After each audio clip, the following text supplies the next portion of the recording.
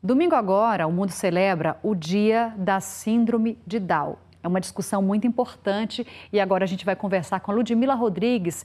Ela vai trazer algumas orientações e também explicar qual é o debate dessa discussão nesse ano a respeito do Dia da Síndrome de Down. Ludmila.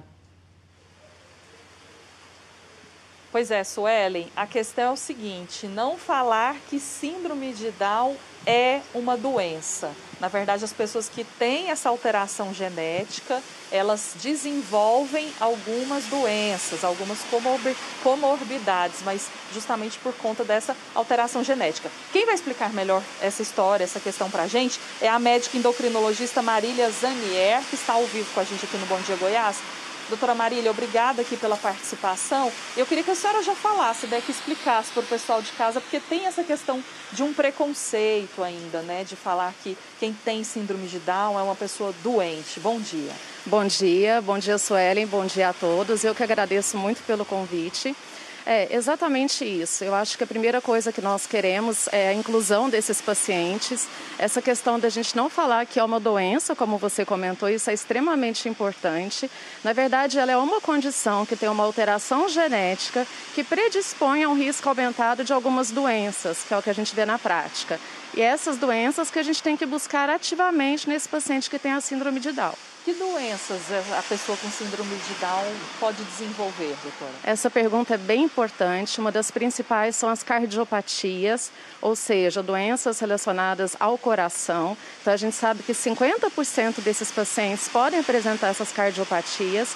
E puxando a sardinha um pouquinho para a minha especialidade, que é a endocrinologia, a gente tem uma prevalência altíssima de alterações de peso, então tanto sobrepeso quanto obesidade. A gente vê mais de 70% dos homens que têm síndrome de Down com alterações de peso e até mais de 90% das mulheres, então é bem relevante. Além das alterações de tireoide, que nós vemos muito e tratamos muito em consultório também. Mas a senhora acredita que essa obesidade, alteração do peso para quem tem síndrome de Down, isso é por uma questão hormonal mesmo? A própria síndrome provoca isso? Ou é até um descuido na questão da alimentação do paciente?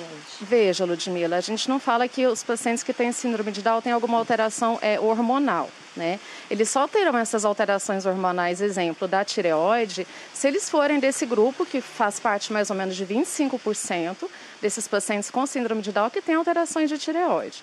A questão da obesidade, existem várias explicações que podem explicar, né, o porquê que eles têm mais incidência dessa obesidade.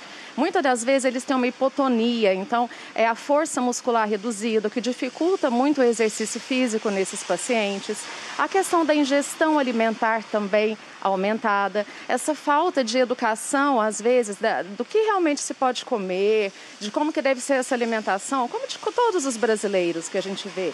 Mas aí a gente pega um paciente que já tem uma certa hipotonia, com dificuldade de fazer um exercício físico mais eficaz, que gasta menos calorias e às vezes ingere mais, isso também vai cursar com obesidade. Tá aí então a importância da família, do acompanhante responsável, estar atento a essa questão, né, doutora? Exatamente, temos que estar atentos sim. Esses pacientes, eles têm mais gordura, a gente também observa isso, menos músculo, e essa também baixa quantidade de músculo ainda faz com que esse metabolismo desse paciente seja ainda menor, e aí acumula ainda mais gordura. Então a gente tem que estar bastante atento a isso. E essa alteração genética, ela é possível ser identificada logo no iniciozinho da gestação, por exemplo?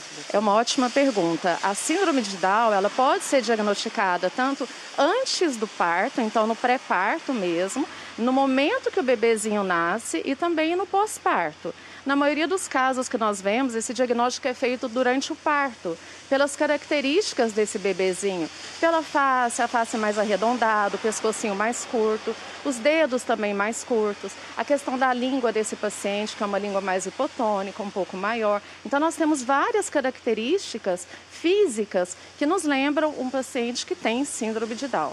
Tá certo, então, doutora Marília Zanier, endocrinologista, obrigada aqui pela participação no Bom Dia Goiás. Eu que agradeço, muito obrigada a todos. Suelen, eu volto com você. Muito obrigada por essa mensagem importante que traz conscientização também. Obrigada.